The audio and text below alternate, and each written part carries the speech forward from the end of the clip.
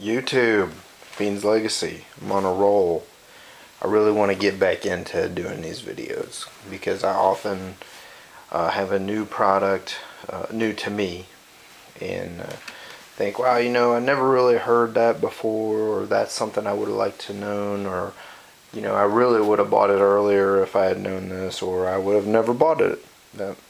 Anyway, I want to get back into doing videos, so I just had the opportunity, so I'm doing one back to back. Just wrapped up the ZT 560, 561. Have the chance to do this Microtech SOCOM Delta. Again, before I dive in, I am interested in doing technology. Okay, so phones, tablets, what have you. If you're interested in hearing about that stuff, let me know. Alright, moving on. I'm going to go with the approach of always having something to compare, whether it's two comparable models or something else in the same vein, because I think that helps with the points that I make. So I've got this SOCOM Delta, and I've got the Zombietech Delta. Okay, weight. The weight difference is huge. Now, another thing, and this may not matter to anyone. It certainly doesn't matter to me because I don't intend on using the Zombietech because it's got paint on it that would wear off. Additionally, for me, I am not going to carry an aluminum handled knife. Maybe scales, but not the whole handle. The reason why, there are just too many things lighter and stronger than aluminum. So that's one thing. The other thing is, if you drop an aluminum thing, or if you rub up against something or knock it against something, it's dinged permanently. It's scarred. When you have G10, it doesn't deform at all. Yeah, it may shatter at a massive tensile shear force or something, but I haven't encountered it. I didn't encounter it with my AFCK. I've never encountered it with this. I've slammed this in a car door by accident.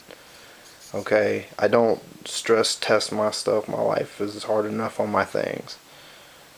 Okay, now onward. I'm gonna use this because I'm more comfortable handling it, because I've spent a lot more time carrying this.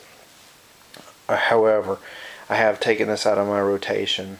It was in my everyday carry rotation, which I'll do a video on that maybe this weekend, maybe next weekend.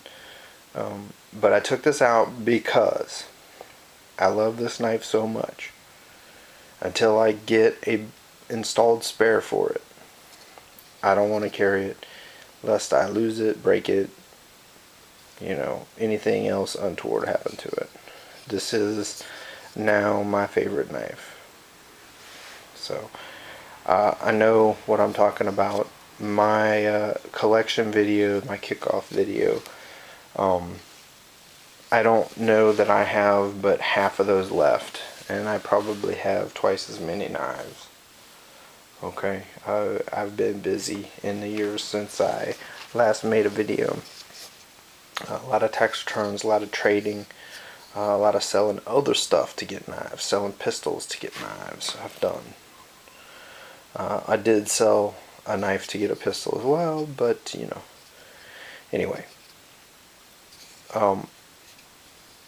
Where to begin?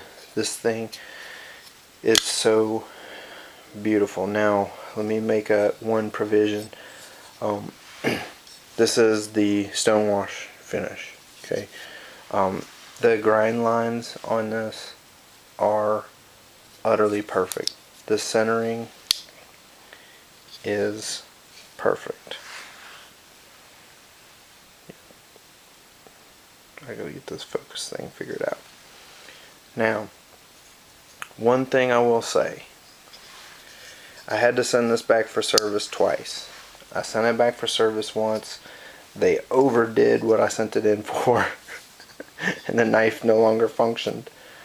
So I'm not sure if they had like some different environment in their repair shop, or if I got the new guy on it or what.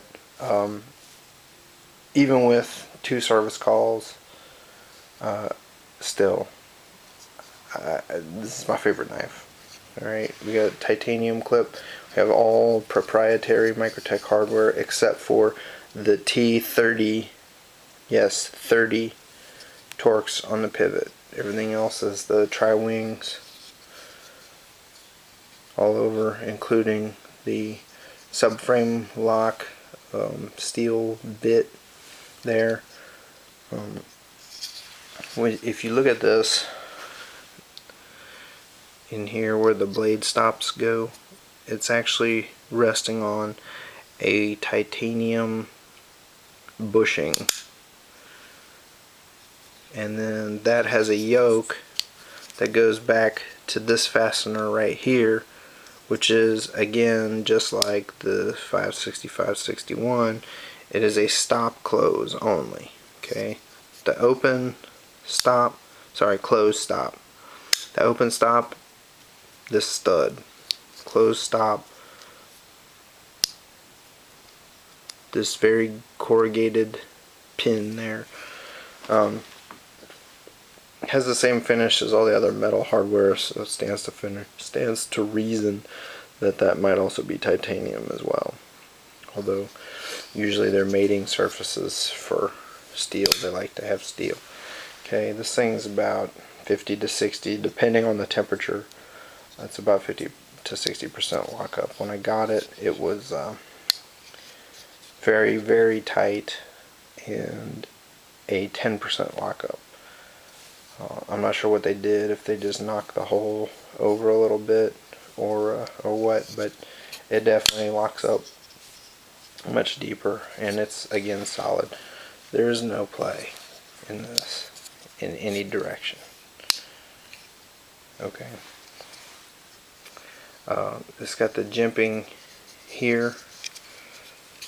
It's got jimping back here, and it's got a little kind of perfunctory jimping there.